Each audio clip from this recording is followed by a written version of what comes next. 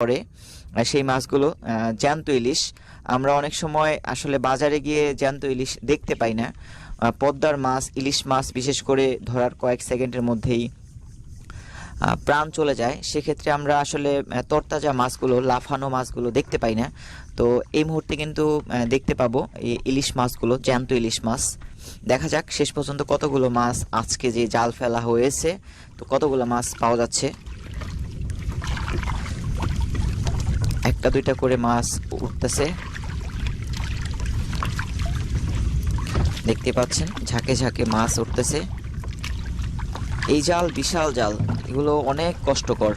আসলে দেখলে মনে হয় যে এই জালটা ফেলা বা তোলা অনেক সহজ, আসলে সহজ না। আমার অভিজ্ঞতায় আমি আসলে অবাক হয়ে গেছি যে এত সময় লাগে। দেখতে পাচ্ছেন পদ্মার জ্যান্ত ইলিশ মাছ। এই সব মাছ উপরে ক্যারেটে তোলা হবে, একটু দেখাই। আর এখন